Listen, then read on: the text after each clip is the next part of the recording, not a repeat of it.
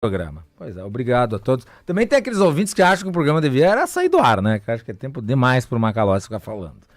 17 horas e 9 minutos. Vamos ao destaque internacional. Pedro Pereira, há aí uma missão envolvendo países, né, que poderiam ser alternativas à exportação brasileira.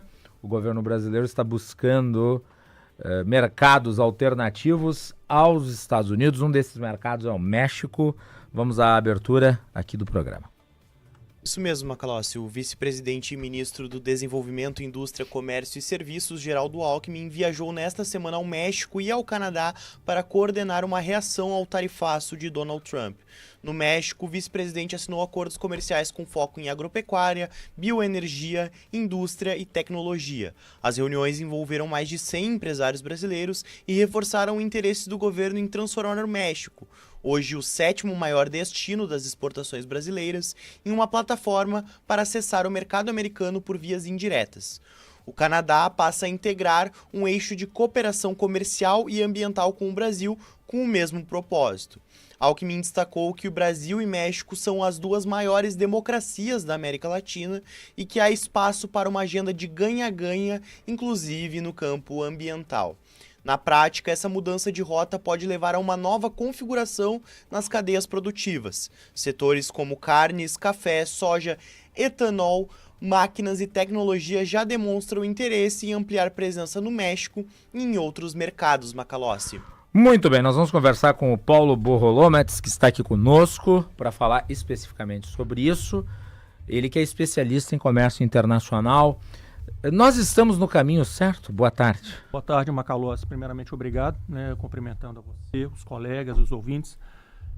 E, na verdade, assim, existem mais de uma alternativa à situação que nós estamos vivendo. Eu sei que o Rio Grande do Sul está sendo extremamente afetado pelo tarifaço americano, seja o setor moveleiro, o setor de calçados, e vários outros, assim como Minas Gerais, meu estado, São Paulo, Rio de Janeiro e principalmente Espírito Santo também na questão de mineração de granito. O que eu gostaria de trazer a conhecimento de todos, até no sentido de evitar que tantas empresas entrem em férias coletivas ou que haja demissões, é que existem alternativas corporativas ao problema do tarifaço americano. Eu sei que muitos exportadores estão aguardando uma reação do governo brasileiro ou uma retração do governo americano, que a gente não acredita que isso ocorra num curto espaço de tempo. Mas muitas empresas, pelo menos em Minas Gerais e São Paulo, já têm se articulado no sentido de ter um caminho paralelo, que se dá de que forma, Os Estados Unidos, é importante entender isso, a legislação de importação é uma legislação federal. A aplicação da alíquota de 50%, ela é uniforme e você não tem como sair disso no aspecto da tributação de importação. Sim. Mas os Estados Unidos, composto de 50 estados, ele tem legislação, cada estado, legislação específica para aplicação de imposto na venda, o tal chamado sales tax, O que isso significa na prática? Alguns estados, como Delaware, como South Dakota, como Flórida, eles não aplicam tributação na revenda da mercadoria interna se a mercadoria não passar por aquele estado, especificamente Delaware e South Dakota. Existe uma alternativa, eu sou gestor da área de exportação de uma empresa que já há 3 anos nós trabalhamos nos Estados Unidos com uma unidade de distribuição lá, por outros motivos que não fiscais, mas que se aplicam também a este momento. O que seria isso? Seria a abertura, as empresas brasileiras, os exportadores brasileiros poderiam abrir uma filial nos Estados Unidos simplesmente documental, ela não existe uma operação física local, você faz isso através de escritórios de contabilidade nos Estados Unidos. Eu represento um aqui no Brasil, que ele tem a sua matriz em Delaware, mas tem unidades em São Paulo, Uruguai e vários outros países, através da abertura de uma onshore. O que seria uma onshore? É uma empresa fiscal, devidamente registrada nos Estados Unidos, sem funcionários, sem escritório, sem nada disso, ela existe no papel, a qual passaria a se constituir como o importador dentro dos Estados Unidos. Ou seja, a empresa aqui no Rio Grande do Sul, por exemplo, deixaria de exportar diretamente para o cliente final dela e passaria a triangular através dessa operação. Qual que é a vantagem disso? vai haver uma transferência de receita. Vamos supor que ela já fizesse exportação de calçados, estou inventando um produto qualquer aleatório, no valor regular lá em média de 50 ou 100 mil dólares. Vamos pegar um exemplo ilustrativo de 100 mil dólares. Ela vende para o importador. Se ela vender diretamente para ele por 100 mil dólares, ela pagaria um imposto de 50 mil dólares para cada operação que ela fizesse. O que ela poderia fazer? Ela poderia enviar esses produtos para ela mesma, né? Ou seja, ela passaria a ser o exportador aqui no Brasil e o importador nos Estados Unidos. Seria uma operação triangular através de uma subsidiária dela nos Estados Unidos. Essa subsidiária receberia a mercadoria por um valor inferior ao valor real, pagaria um imposto bem menor sobre o tarifácio de 50% e revenderia para o cliente final no valor normal. O que aconteceria na prática? Essa empresa dela nos Estados Unidos é que ia apurar o lucro principal dessa operação, o profit dessa operação. Sim. Tá? E frente disso, ela poderia depois transferir esse valor para o Brasil, ou seja, ela abrindo uma empresa lá, ela teria uma conta bancária, pessoa jurídica lá, perfeitamente legal, seria declarada no imposto de renda, a filial dela, a subsidiária dela seria declarada no imposto de renda, aqui uma coisa bem transparente. Seria o drible da vaca nas tarifas. Eu não vou chamar de drible da... Ela teria condições de reduzir isso, né? Vamos chamar de o drible da vaca, né? Como você está colocando. Termo futebolístico. Isso. Ela conseguiria minimizar drasticamente através de uma triangulação de uma operação com ela mesma. Né? Com Qualquer empresa poderia fazer isso?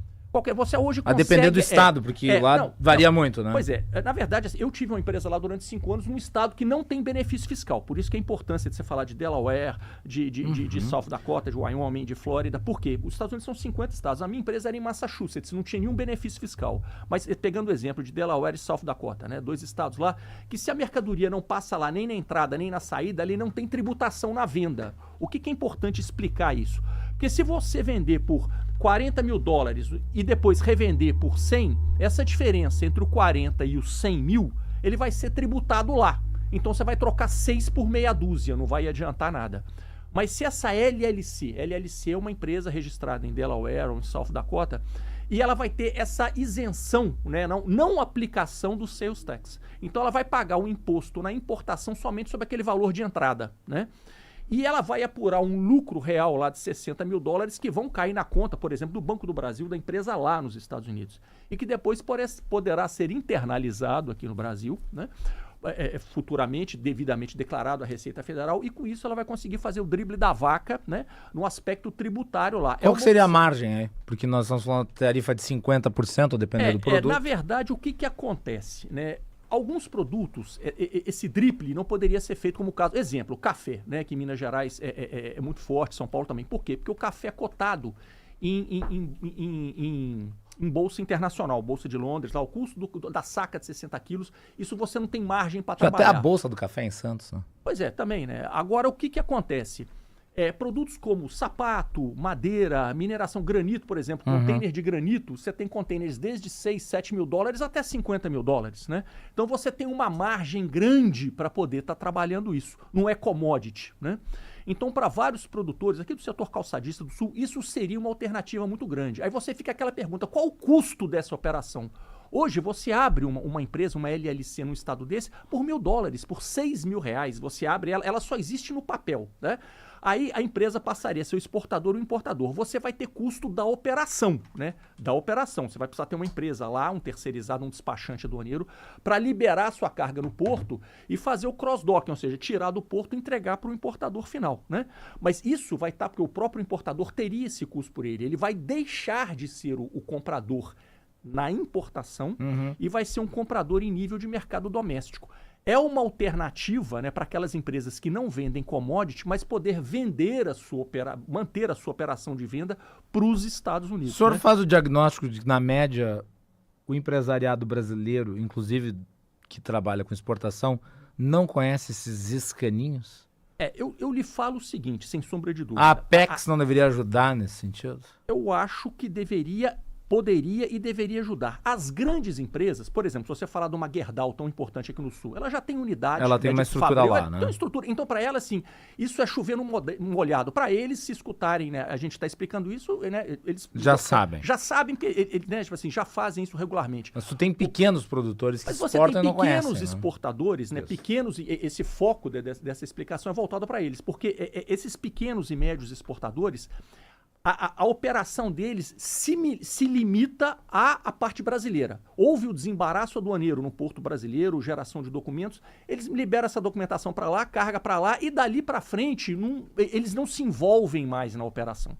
E neste caso, nesse modelo de triangulação, né, um modelo de triangulação, eles vão se envolver sim através da filial americana, da subsidiária americana, que eles vão abrir a um custo irrisório, né, mas eles vão se envolver na operação de importação, liberação, entrega ao comprador final lá. Eles vão manter o cliente dele, mas o cliente deles como um comprador doméstico. Né? Isso seria possivelmente, sim, facilmente operacionalizado a um custo irrisório, isso que é importante, né? Ou seja, se isso não resolver 100% do aspecto do impacto de 50%, mas vai minimizar drasticamente essas operações. Ou seja, é um caminho, né, para pelo menos até que essa situação possa ser revertida, eles possam manter o mercado deles. Professor Paulo Borromolets, é um prazer recebê-lo aqui. Muito obrigado pela análise. Guilherme. E eu não tinha ouvido ninguém tratando da questão das tarifas sobre esse prisma.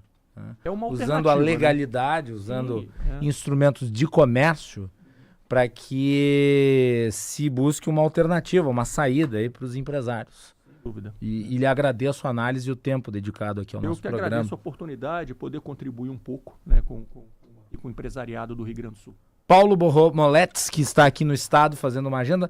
Tem agenda de análise aqui, participação de evento, está circulando pelo estado. Nós estamos aqui até amanhã. Até amanhã. Até amanhã, já com algumas agendas e todo contato é importante, né? E nem que for para contribuir um pouco para a manutenção de alguns empregos. Muito bem, com certeza. Lhe agradeço muito, Guilherme. Isso. Só para pegar aqui informações e por que dessa importância, consideramos fundamental tratar do assunto, porque 85% dos produtos exportados pelo Rio Grande do Sul para os Estados Unidos estão inclusos na lista dos 50%, não estão nas isenções. Não estão na lista de exceção. O Rio Grande do Sul hoje é o estado mais impactado pelas tarifas de Donald Trump. Perfeito, Guilherme. Eu agradeço muito.